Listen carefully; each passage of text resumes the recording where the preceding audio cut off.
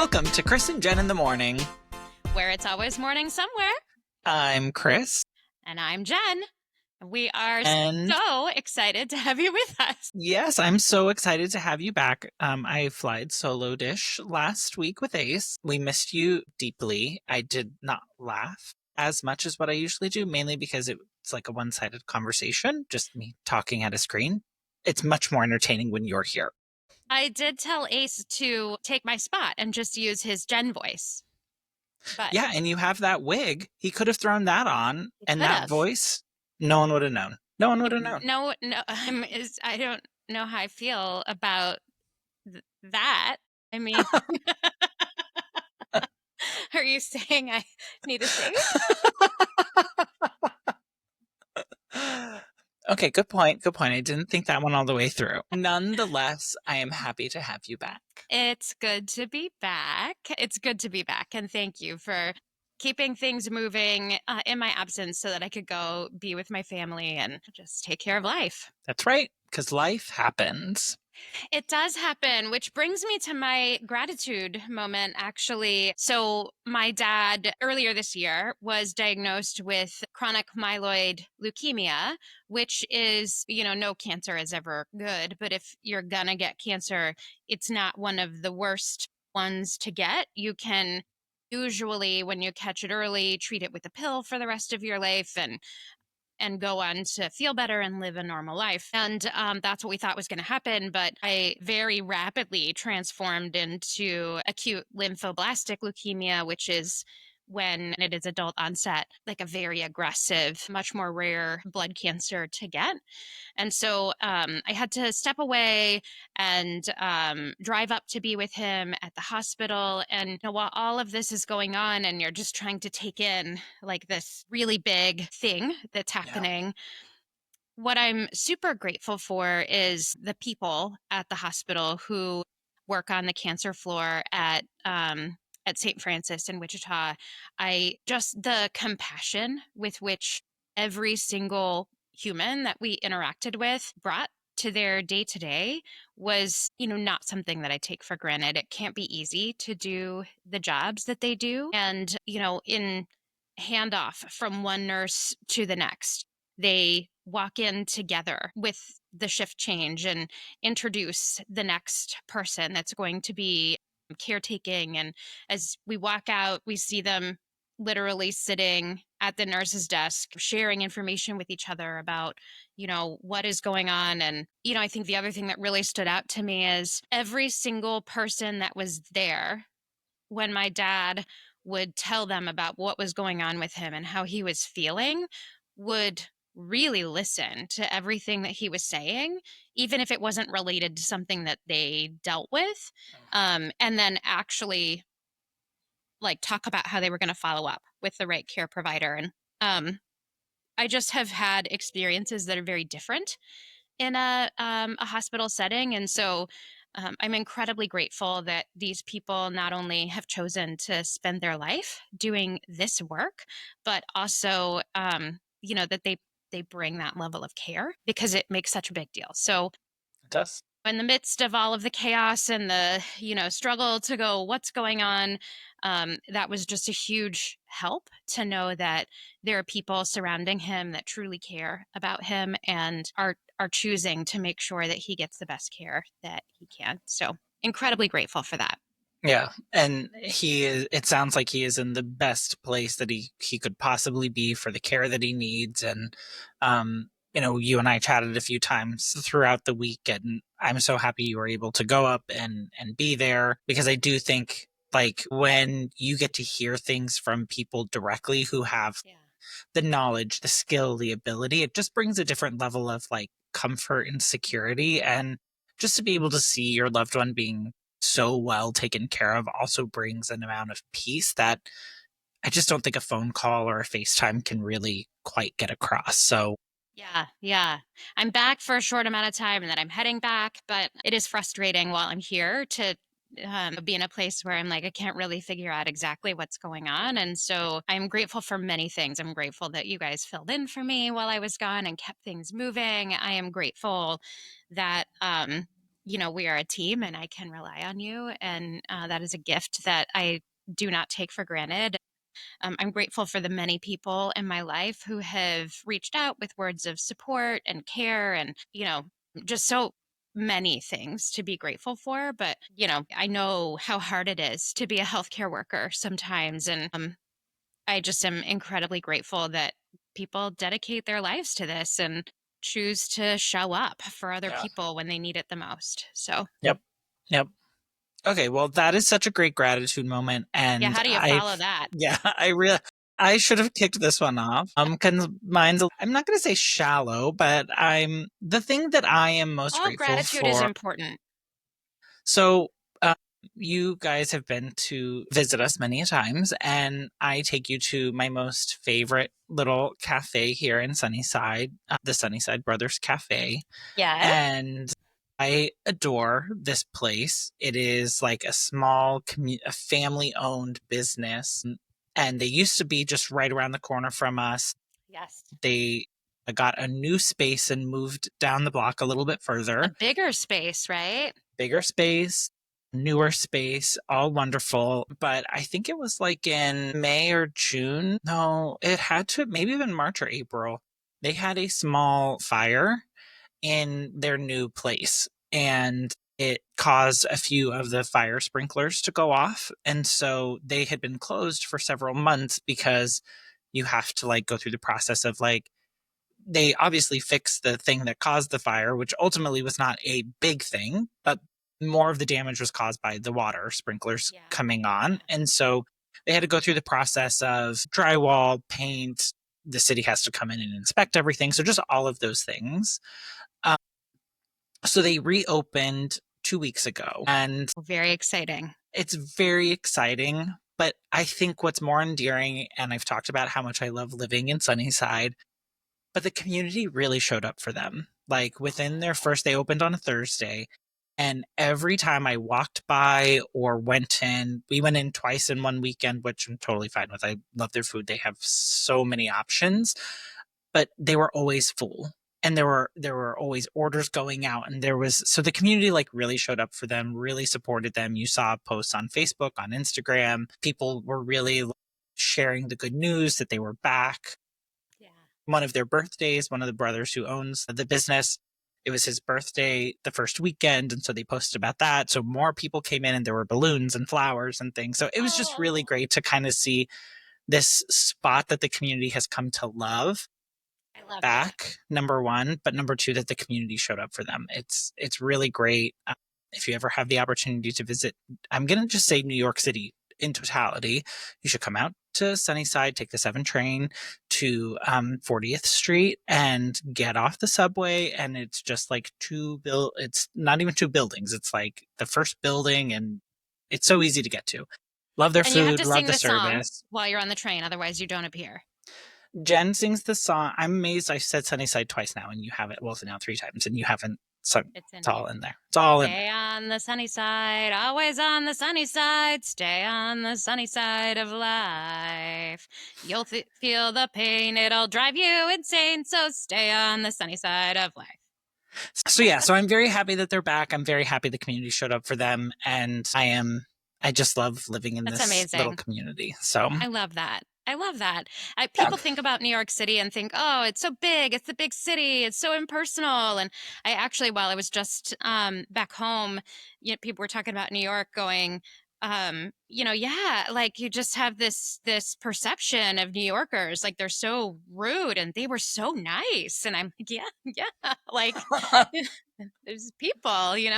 But I think, when you're not from a big city, like that's the impression you get, and really the feel of the city to me has always been, of New York City specifically, has always been incredibly welcome and kind, and it's just a lovely place. Yeah, look, I think if you come and you have the opportunity to visit, like just like anywhere you travel, you make it what you want it to be. There are Yeah. always going to be people who are trying to get someplace or trying to, and they're not always the nicest, they're not always the most helpful, but for the most part, people are willing to like provide directions, point you where to what you're looking for. I love living here. I will say the city feels a little different. I don't know if you've experienced it since you've come since the pandemic. I do feel like it's changed a little bit. Well, I think that's our world in general. That's true. I don't That's know. very true. Certainly, my life is very different than it used to be before, but I do think we've all changed a little bit because Yeah. of the pandemic. Like just habits changed and routines changed, and, some things are not the same and we think about them nostalgically, and then some things are new and exciting. Right, exactly. And I mean, maybe that could be a podcast episode entirety of like, because if you think about like the pandemic, it went on for what? Like it took a year for a vaccine to get to the general I public. think 10 years from now, we will still be measuring time pre and post Yeah, pandemic. I agree.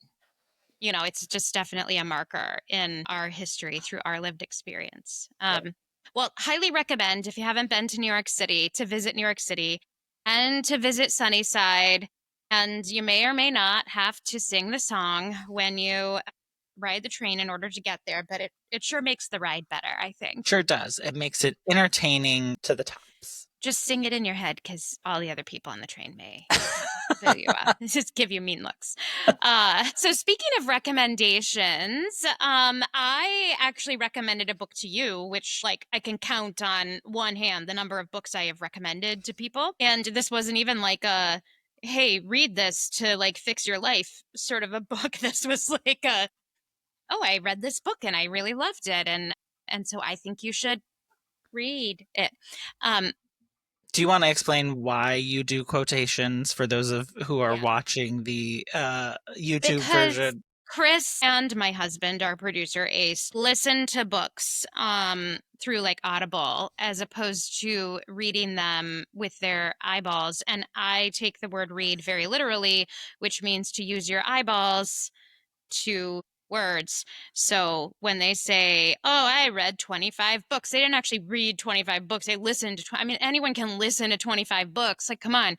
So that's how I feel about that. But I actually much prefer to generally read a book with my eyeballs because then I can decide the voice in my head that's reading the words as opposed to whatever voice is reading it that may be great and maybe not so great. But I digress. The book I recommended that I said, I really like this book, you have to read it, and then you didn't read it. And I was like, Christopher, what am I? Like, I recommended a book to you months ago and you've read all these books and you haven't read it. So I sort of Well, peer in pressured all you. fairness, I was reading another book, and it was not a great book, like by any stretch of the imagination. So it took me a really long time to get through it. I And don't then, buy that from the time you visited me in April to like 2 weeks ago, were on the same book. I don't buy that. I don't well, I'm also buy part of a it. book club, so I have to listen to those books so that I can Just participate in saying. the conversation. So the book is Eleanor Oliphant is Completely Fine by Gail Honeyman. I loved it, but I have no idea what Chris thought about it, and I'm slightly terrified to hear. So, Chris, what did you think about the book? Okay, well, first of all, I just want to say, like, I broached the conversation with Ace last week about my initial feelings of this book. And I Oh, was you didn't like, like it I initially. don't understand why Jen, Why Jen wants me to read this book. because you had like recommended it again, like you kind of got onto me, if you will, about having not read it whenever I was talking about another book that I was very unhappy with. And you were like, oh, by the way, have you read this? I recommended it to you. And so I prioritized it. I finished the book I was listening to, and then I started that one.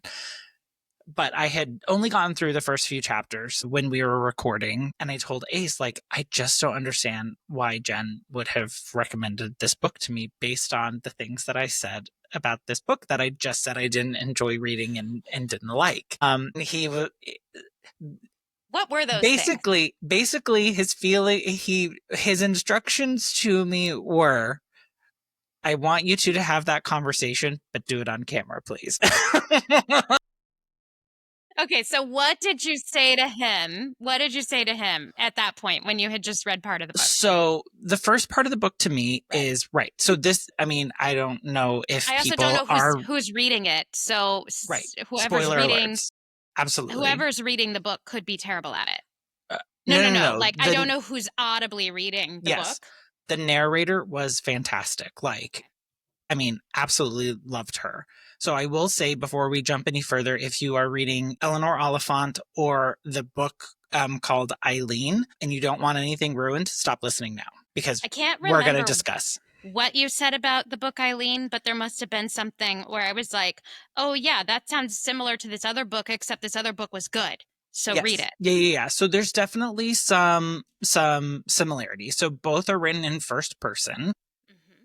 and you're truly like experiencing life through the narrator, which they're both in both books unreliable because it's Mm-hmm. only their perspective on life.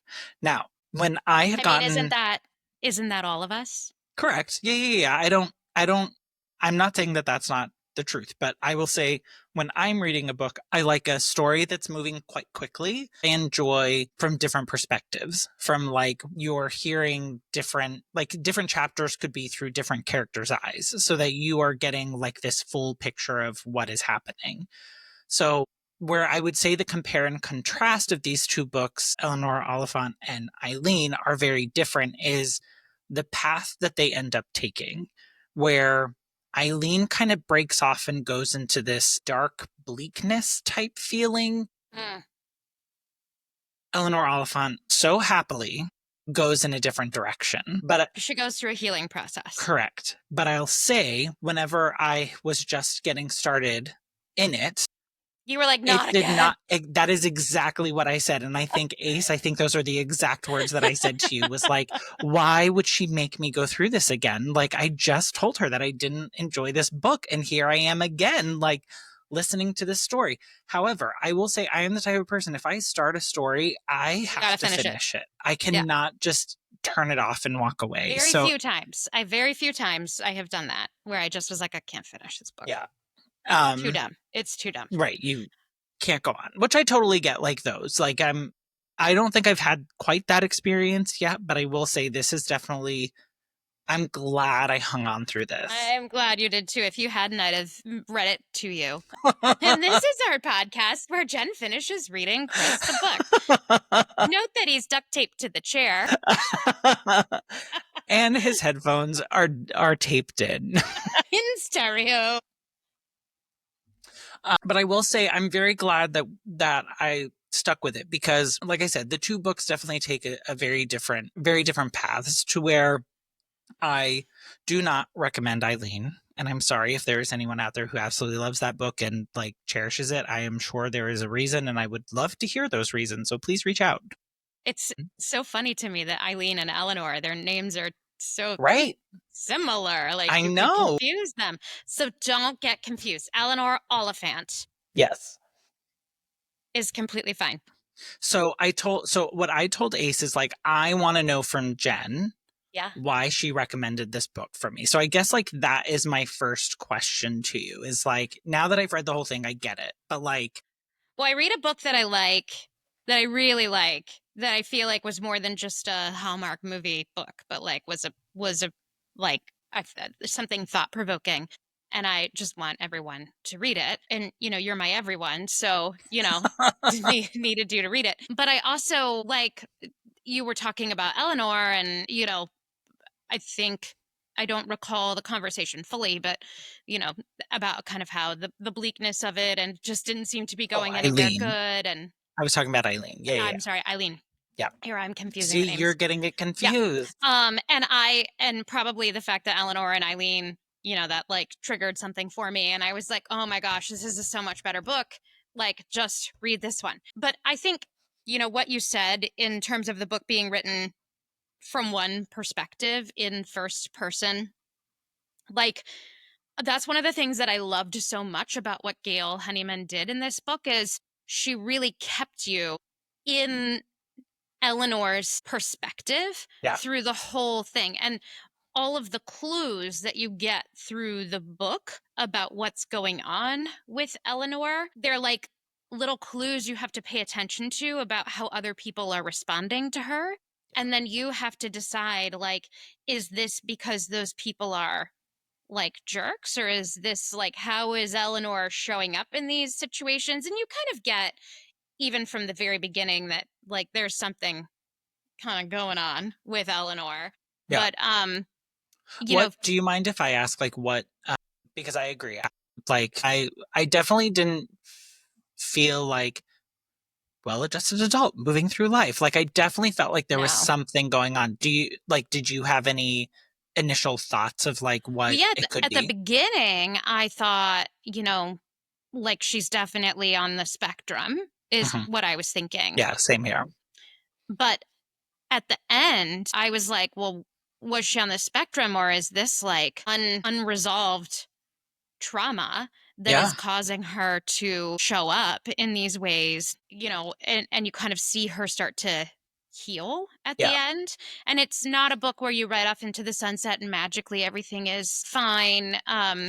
It's just sort of but you don't really know. You kind of start to suspect as the book unfolds, but you don't really know if what's going on with Eleanor is really reality or if it's just Eleanor's reality. And for me, that's part of why I couldn't put the book down because she's talking to her mom weekly. yeah, And like you're going, well, this doesn't make logical sense the way that the conversations are being described. So is she just projecting this on her mom or is she like what is the author just not connected to reality? Like you kind of don't know. And then in the end, you you find out. yeah. I But find that really interesting because I do think as I was reading it, I definitely picked up like something like she's probably on the spectrum, mainly because of like the routine that she yeah, kept in her yeah. life. But she probably, I mean, she could have been keeping that routine because Oh, of yeah, yeah, yeah, what she was absolutely. dealing with, right? That you just Yes, didn't know. absolutely. But I think that was like the beauty in the writing was that Yes. you didn't know. Like you knew there was something, but you didn't know what the thing was. So you wanted to continue reading, listening so that you could figure that part out. I think it's interesting your comparison of the conversations that she had with her mom, because in my mind, that's where I started picking up on something's not right in that relationship. Like there is a But did you think that the mom wasn't even there? That no, wasn't even yeah, I no. didn't either. And In so fact, when that comes out, my heart kind of broke for her. Like I was standing in the kitchen chopping broccoli for a salad and she's you talking just start about it bawling. and I just started like I just in my head I was like I just want to give her a hug, but I know she wouldn't like a hug. Like what do you do for someone like that? Yeah, and that she does have a friend. She does. I think to me that was beautiful too. So that Watching yeah. watching her navigate friendship, watching the kindness of other, somebody else to go, this person doesn't quite fit the mold, but like I'm not paying attention to that. I'm not judging them. I think to me that was just really um like moving.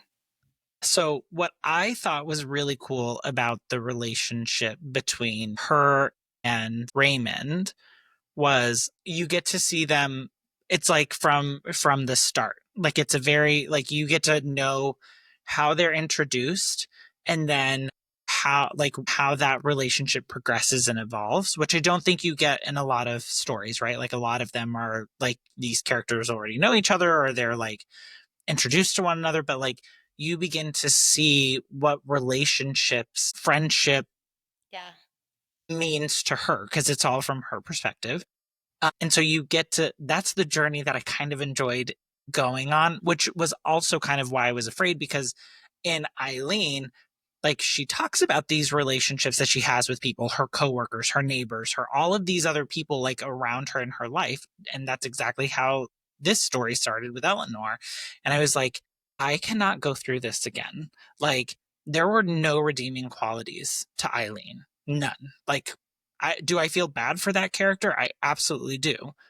But it This one But Eleanor, definitely you do. Like you invokes compassion. correct. Um, I think for me, it made something that doesn't fit the mold of what we call normal more real and tangible. And Yeah. it kind of makes you think about how you perceive and interact with the world around you and kind of slow down and think about that. But what I loved is in the end, you go, well, is it that this person is different, or is it that they have gone through this traumatic experience and they just have had no support? And like Raymond comes along and helps bring, life to Eleanor, who, by all accounts is just going through the motion and not really living. I mean, there's a point where she just doesn't see a point in it anymore. Yeah.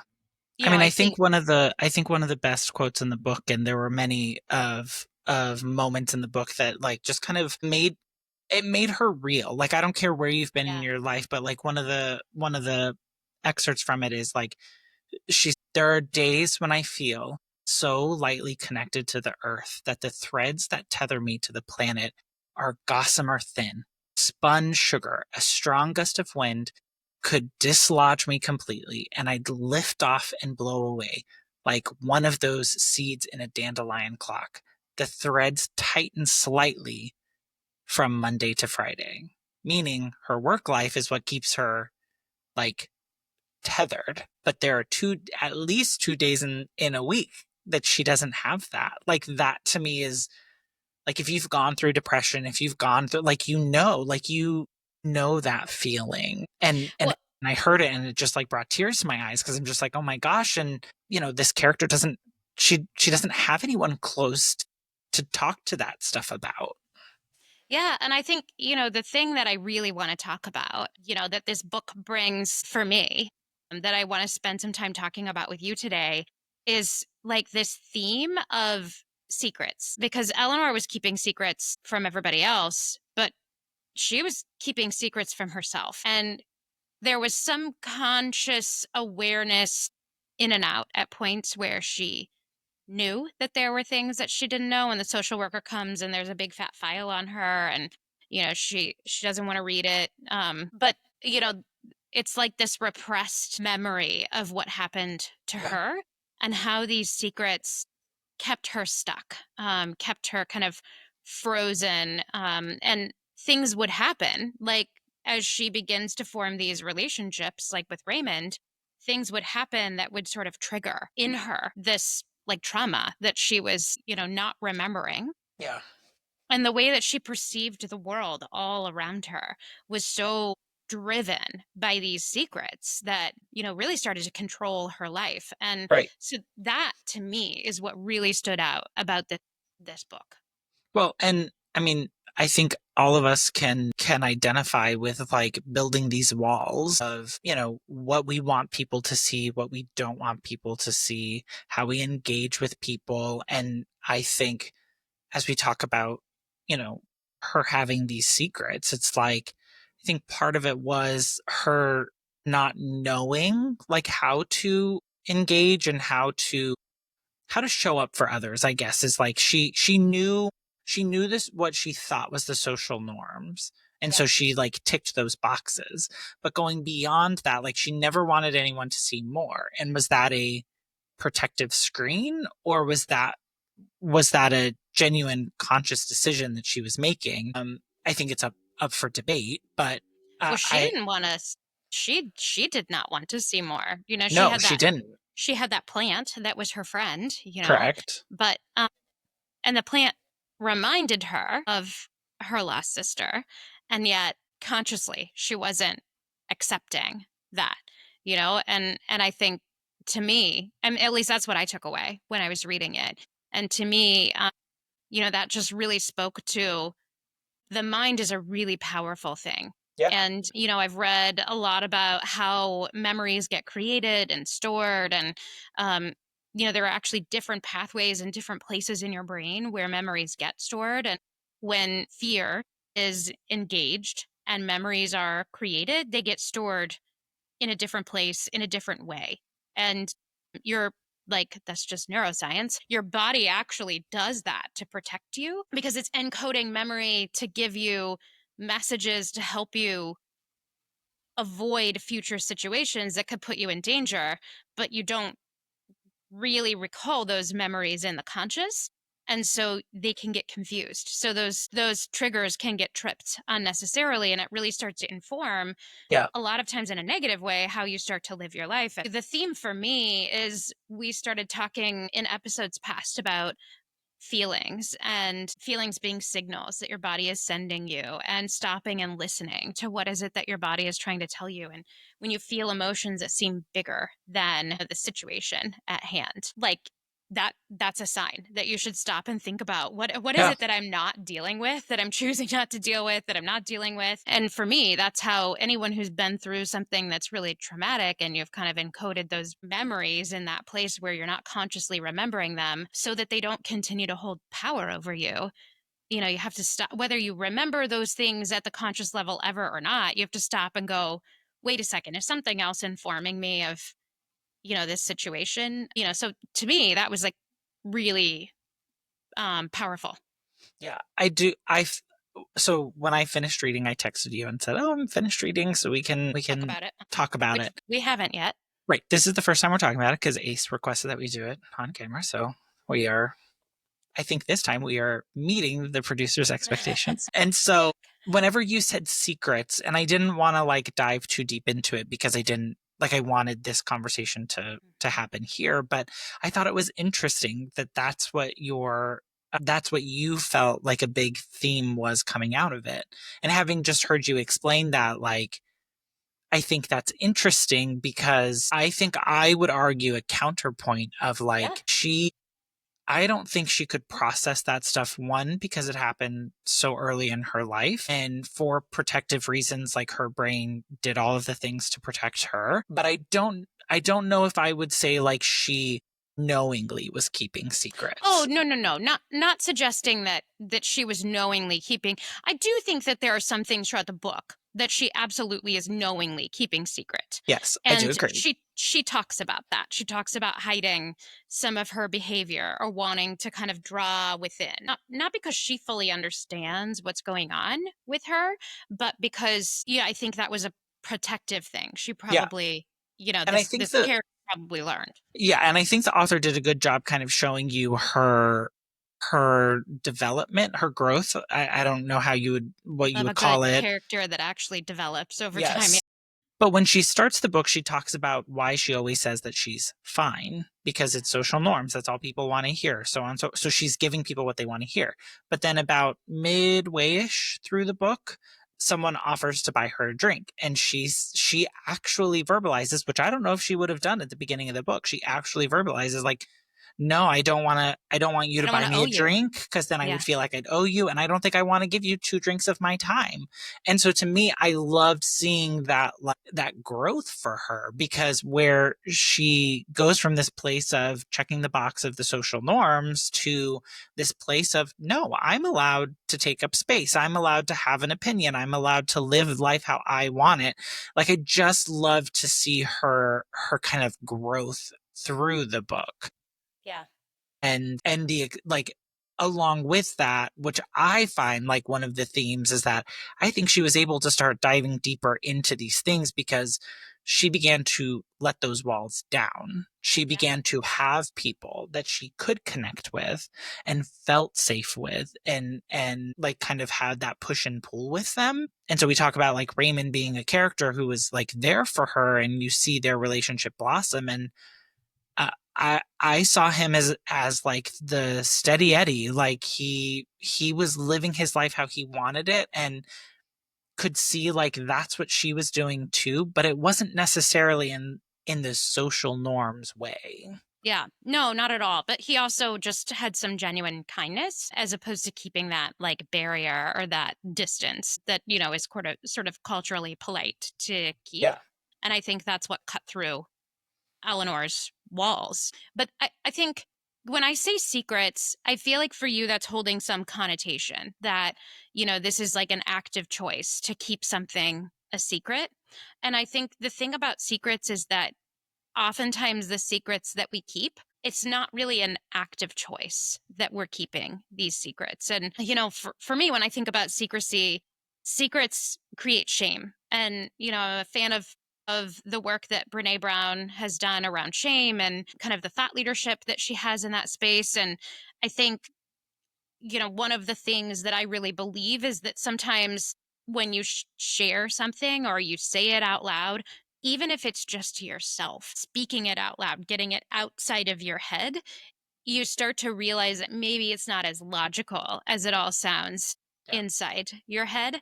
And like keeping those secrets often even from ourselves and not being honest with ourselves about like what it is that we're really thinking, what's happening inside our head. We get so busy and we just don't take the time to really think about it.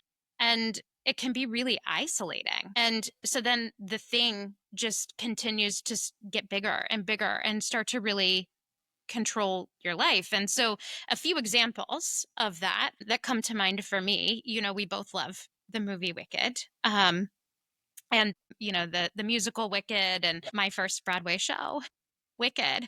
And there's a point that we've talked about in the past, in one of our past episodes when we talked Yeah. about Wicked, where Elphaba finally tells Galinda her big secret about how her sister's legs and her mom's death she feels like was really all her fault. And Galinda immediately responds with, "Oh, honey, like that is not your fault."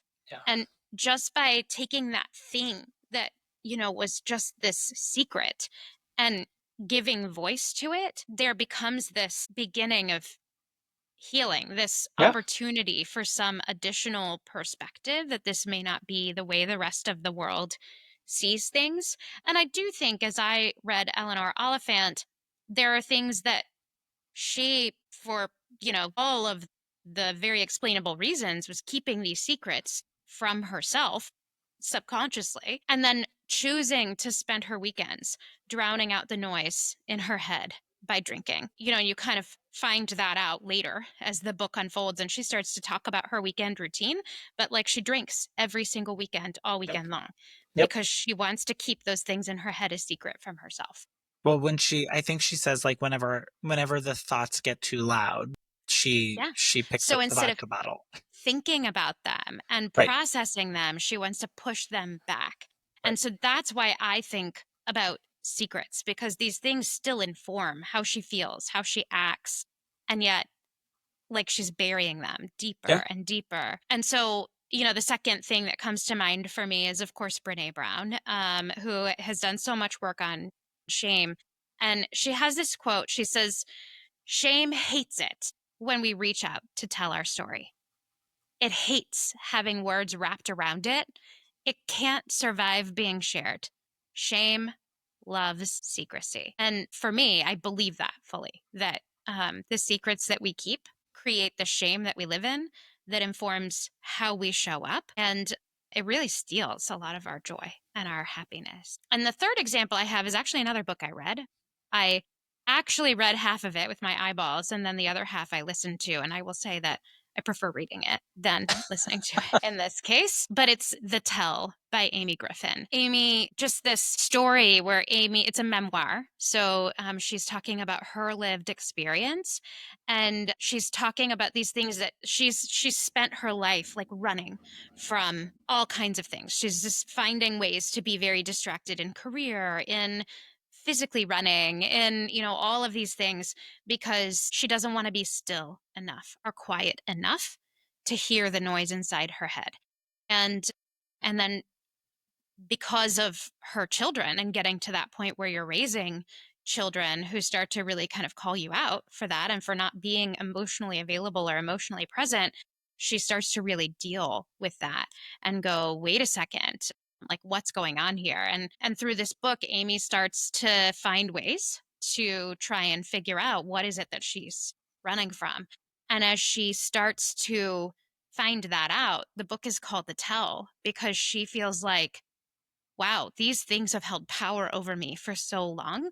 And I know that it makes other people uncomfortable, but I have to tell. I have to take the power away by telling. And I just thought, wow, like that's a really interesting thing to think about, is Like, why do we stay so busy? What is it that we're trying to ignore? I certainly can relate to that.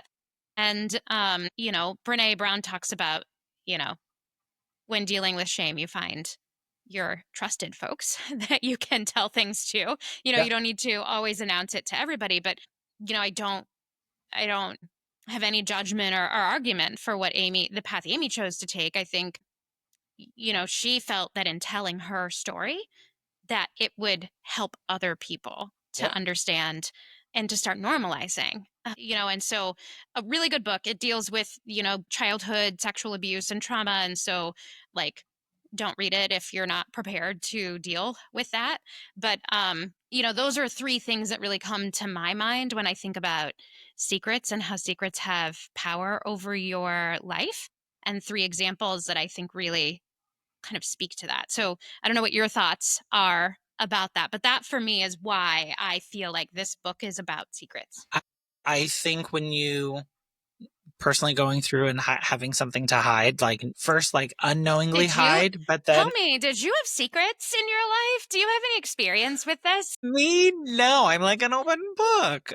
Did you ever pretend to be somebody that you're not? Was I her do name Julie? think, did she make good sandwiches? And if you haven't seen that content, you should go check out some of our shorts because some good laughs there. But I do think having gone through the process of knowing who I was, struggling to accept who I was, finally sharing who I was very much so a journey. And when you talk about shame, like not only was this the feeling of shame about some of it being afraid of potential shame that I would bring upon my family, but shame from a religious standpoint, shame from a social perspective. Like I remember one of my first counseling sessions after I had come out and started going to therapy.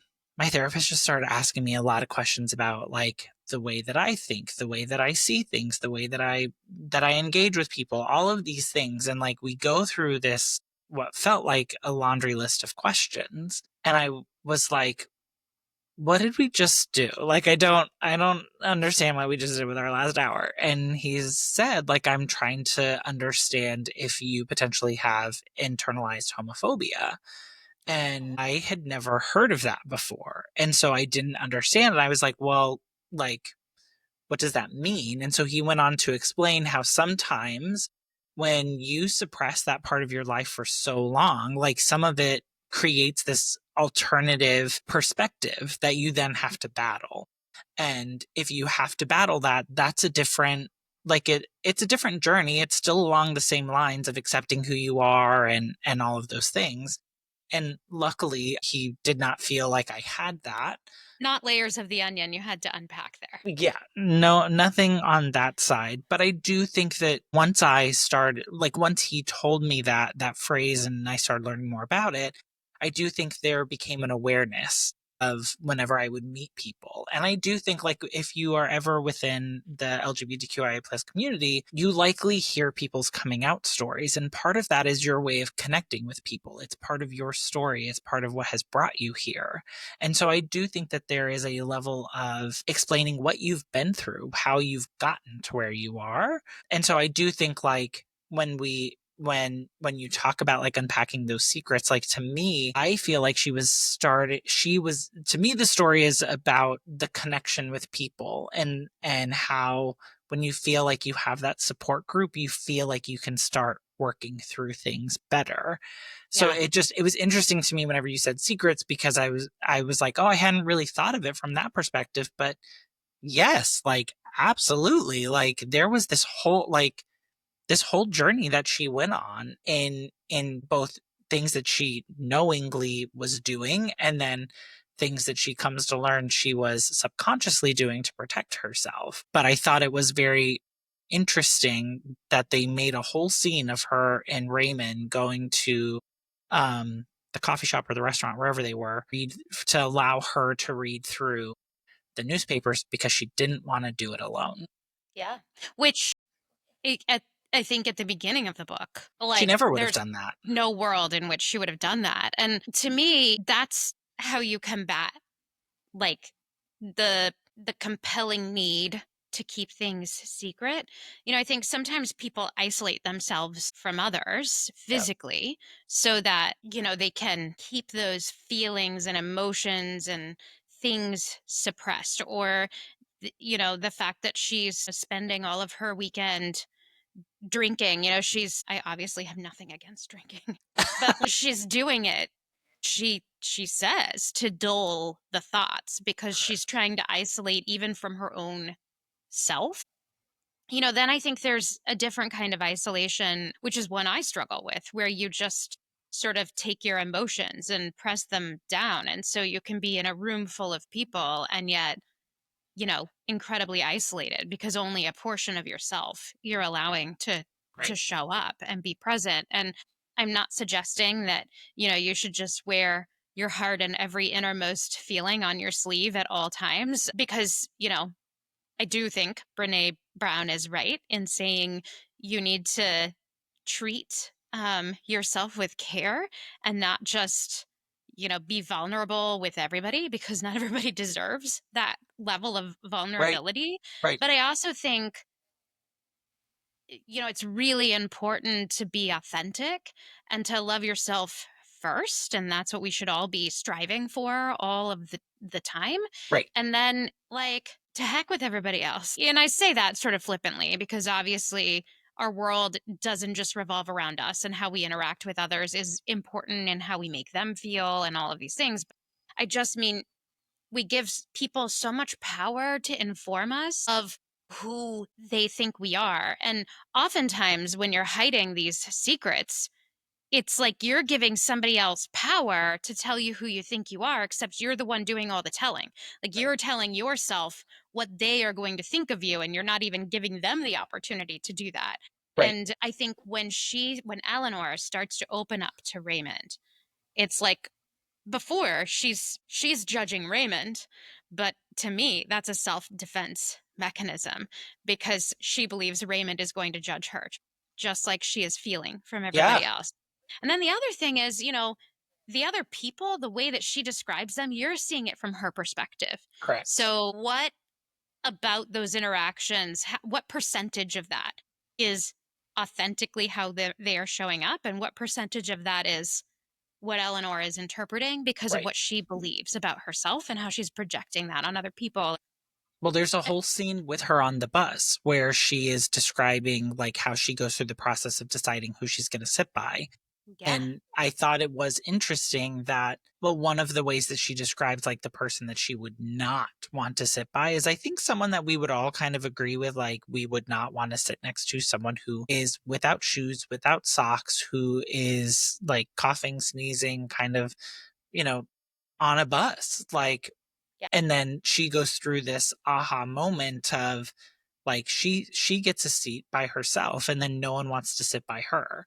And this is like much later in the book as she's been going to therapy and things like that, but she I think then starts to acknowledge exactly like what you're saying. Like you start to go through, well, why am I casting judgment? Because the only person that showed her a moment of kindness on that bus was a person who didn't have socks on as he was leaving the bus.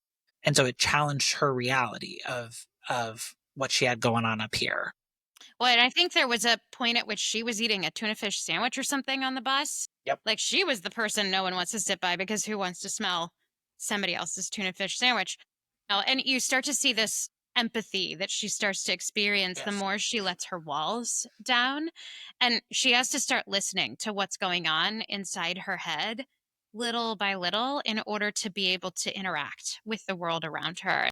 So I really feel like there's a really good message there. And I think the other thing that this brings to mind for me is group therapy, individual therapy, AA meetings, those kinds of support systems.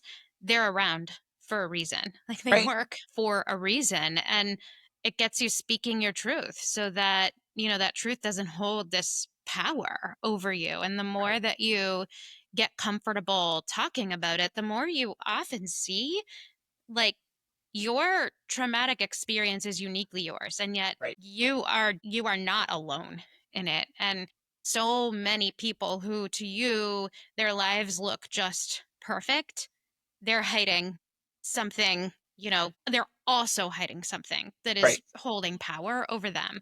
And I think that it's letting those walls down where you start to reframe the way that you think about life in general. And that is, I believe, what takes Eleanor from being this person that is just wasting her life going through the motions, being deeply unhappy, to this person who is ready to deal with the trauma from her past. And, like we talked about, your body is like just such an amazing thing. Your brain is such neuroscience is such an amazing thing. And it is encoding those memories in a secret place inside your mind until you are able to process what Yep. is going on.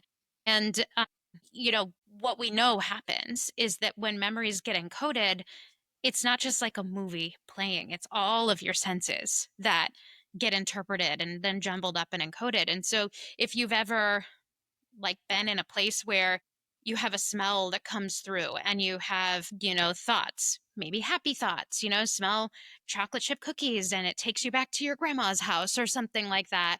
That's how memory works. And so when you have these memories that are traumatic that you can't really recall consciously, but subconsciously they're still there, and you experience one of those sensory reactions, whether it's a feeling or a smell or a, sound or something, it just brings you back to that state. Yep. And oftentimes like hijacks the amygdala so that you cannot respond in a way that you feel is consistently appropriate. And oftentimes people get defensive then, and when they feel themselves sort of getting out of control. And like that's the whole thing about PTSD, right? Is you hear something and it takes you back to this really traumatic moment, because your sensory is getting triggered. And so this is part of why I think it's just so important to recognize those things, because that's how trauma holds power over you years to come. Right. um, and so if we invest the time with the right resources, you don't always have to remember all of these things, because sometimes there are things you'll never want to remember. But to just acknowledge like what's going on inside of yourself, I think can be so freeing, so that that trauma doesn't continue to hold this power over you. Right. Well, and I think you said it really well earlier around like when you don't talk about it and when it is all just up here and stewing, and like there is something about saying it. That because it is a process for you to think it and then for words to come out of your mouth, and whether it is to someone else or just to yourself, like it is your brain processing it in a different way. It's hearing it in a different way. And so we talk about self care, and I love the journey that she goes on where she's going to therapy and she doesn't believe in it. Like she doesn't want to do it. She's not interested in doing it.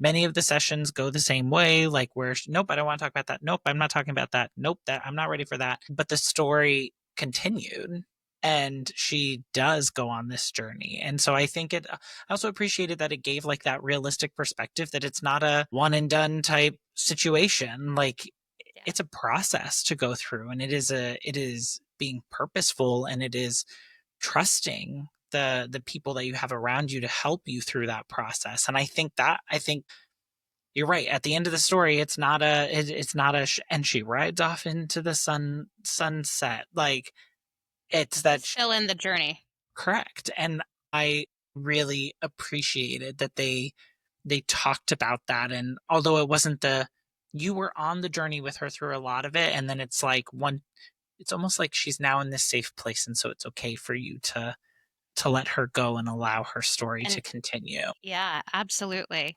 Well, and what they don't I don't think this is said overtly, but what you understand is that she feels very responsible for not saving her sister, and there She is a does. lot of shame she has in that. And that's informing how she feels about herself and how she treats herself. Yep. And so she's not being kind to herself.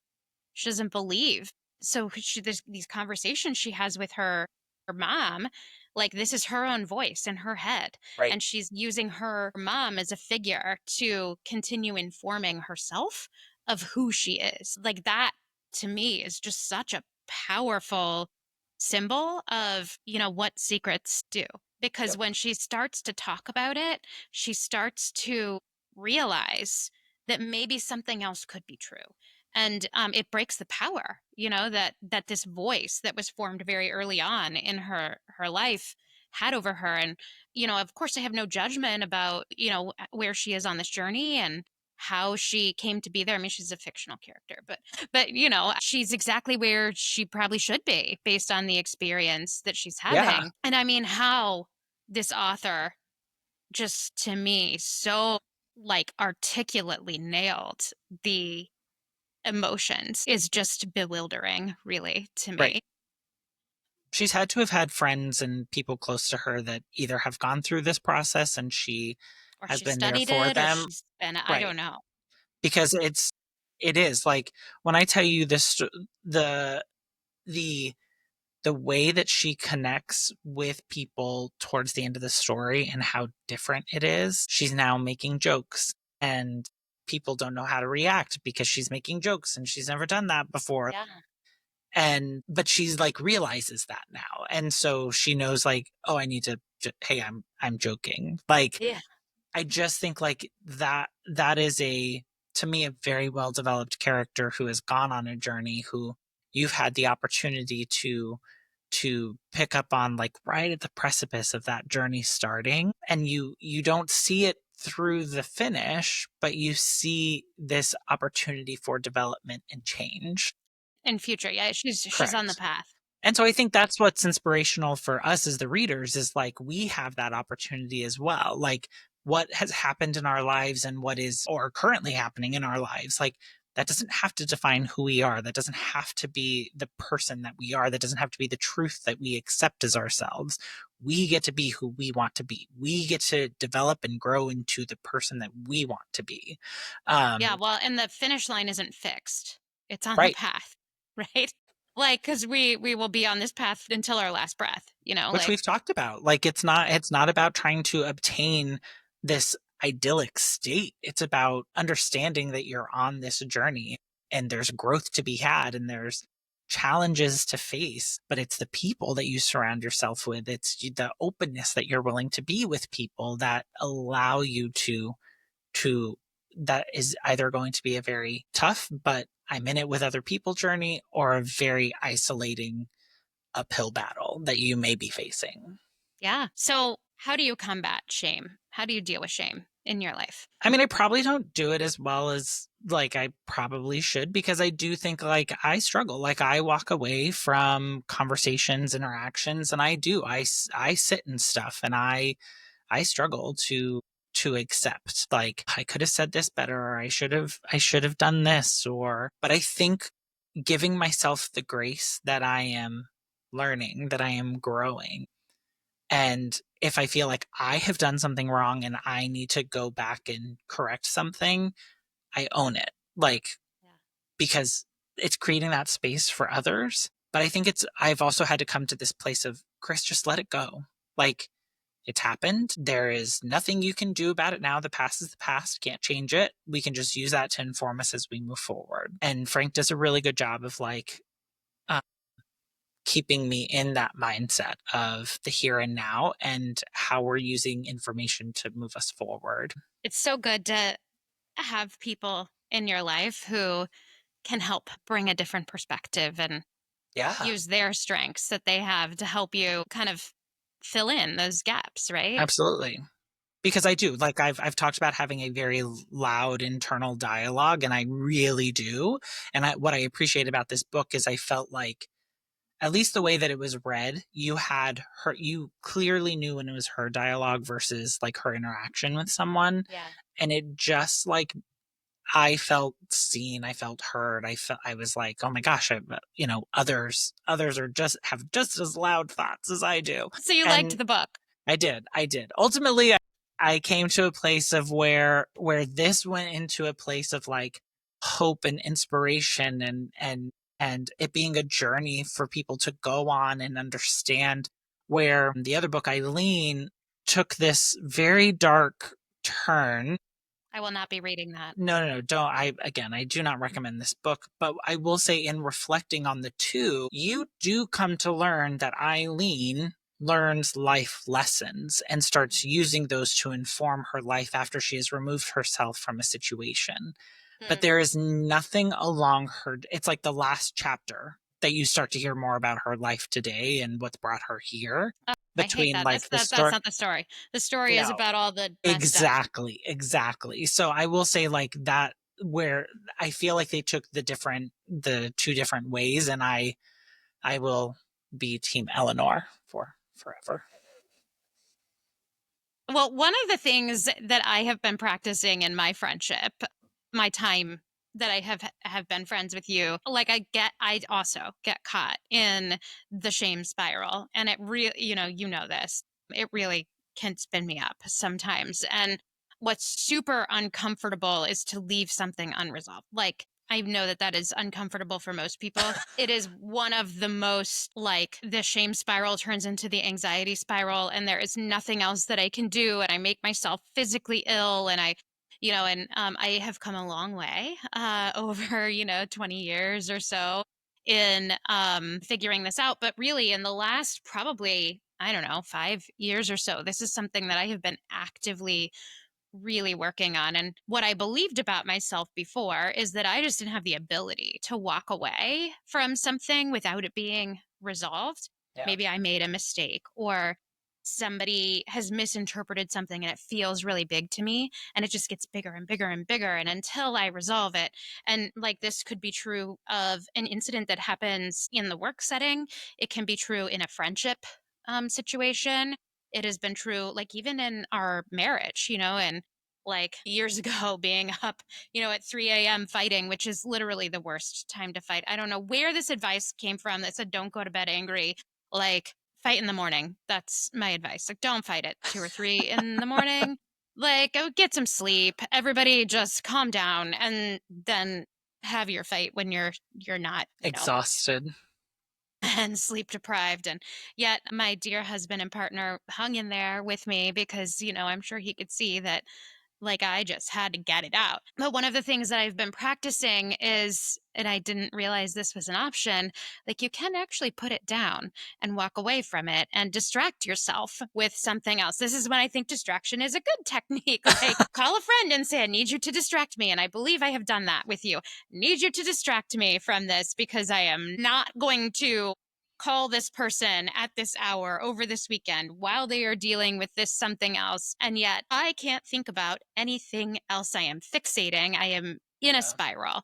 And like what I have realized is that as I practice this, it's like a muscle that you can build. And like, wow, okay. So, and once I get some distance, which is also something that we talked about in a previous podcast, giving yourself, like, that's a technique you can use to give yourself some distance from a Yep. situation and then come back and see it a little more objectively. And you just be smarter almost every time. So I think that's really good. I think journaling is it's actually, I hate it when people tell me to journal. It's just so freaking annoying. But I'll say that your journaling I think journaling is very personal. And so I think there are people who actually like journal, like have a spiral and a pen and paper and they write it down. But then there's other people who do voice to text or voice notes or like whatever. Tell me about my journaling. No, but I think like that's what, because you've shared a couple of things like that you've shared as you're like commuting, and Uh number one, it's like poetic. I'm like, okay, is this like an excerpt from like a book you're reading? What's happening here? And you're like, no, those are just my car thoughts. I'm like, all right, well, you and I have very different car thoughts. But also, like, I saw someone I've shared previously. Like, I've seen people on social media who have shared huh. in different ways. Like, to some people, a journal is a bullet point list. To some people, it's a sticky note. To some people, it's a very like detailed diary. Like, I think it's we talk about needing to process things and get them out. Like, Hmm. whatever that looks like for you, like do that. And if Well, you are, I think the reason I resist journaling is probably because it is helpful. It does help you. it helps you process, and I don't want to process right now. Drink the medicine, Jen. Just take the medicine. So my therapist is not listening to this. We're right, okay? I tell him, I do the things that you tell me to do. I just don't tell you that I did it. Wait a second. You think that I'm ignoring the homework you gave me? I did it. I just want to talk about it. And you And didn't ask me. I So, doubt you are his only patient that does that. so he's like, I don't know if I'm going to give you homework. You don't do. And I'm like, I know I've been doing that. Wait, just you didn't ask me, so I didn't talk about it. What's worse than journaling? Talking about journaling. No, and I do have some stuff in my past specifically around journaling, and so that's a whole other thing. But I do think that it's helpful to get the thoughts out of your head and on paper, because once you have it there, then you tend to start seeing it maybe a little differently than what you did, but at least you get it out. And I think the other thing is just to like stop chasing perfect, which is like, why do we do this? I think it's Why are much some of easier us said than done because I so think encoded? I think there's a level of wanting to make people happy, not wanting to feel ashamed of what I've done, like all these things. And we've talked about many of them. Like, just because that's the way that we were taught or that's the way we were raised, that doesn't necessarily mean that that's the right way to move forward with it. Yeah, it's not Like, actually being kind to yourself. So right. just, that takes a lot of power out of shame. Like, yeah, I made a mistake. Like, why should I be ashamed of that? And I think taking the time to ask those questions and like really sit with them and go, okay, well, like why do I think this is super helpful. So if you haven't read, Eleanor Oliphant is completely fine. We may have, spoiled some of the joy of reading, although Chris did warn you that this I was did. I totally said that there were spoiler alerts. But if you have read it or you're like, oh gosh, I haven't read it in such a long time, I want to reread it. Please do and share your thoughts with us. Like, if you've read Eileen and you have a different perspective than I do, I would love to hear that, because seriously, I feel bad for the character, but I do not feel like endeared to her by any stretch of the I'm not going to imagination. read that. I'm Don't not read reading that. it. But share with us, like, there's different depending on what platform you're listening to us on, you can throw a note or comment in the comment section. You can also send us an email at chrisjeninthemorning@gmail.com, or you can leave us a voicemail or text us. We are still waiting on that first text message. Still waiting. We're still waiting. And that number is 940-278-8129. Yes. And don't forget to follow us on social media. We are on YouTube, Instagram, Facebook, TikTok. I don't know, all the places. Chris and Jen ITM. And yes, ITM stands for in the morning, because we just felt like you didn't want to type all of those words out. But you definitely want to type our names, right? Like Chris But and they're Jen? easy, easy Absolutely. breezy. We didn't go with Christopher and Jennifer. I mean, come on. You know how many people cannot spell Jennifer? It's a Well, lot. there's It's a lot so of many people. different ways to spell Jennifer. There's really just one way that most people spell Jennifer. All right. It's two There's a lot N's. to spell Christopher, which I really didn't know until I moved here to New York, and there are many A people lot who of spell it K's. differently. It's a lot of K's. K's, F's, lots of F's. things. Yeah. But like, follow, subscribe, comment, and until next time, be kind to one another and make it a great week. Bye, everyone.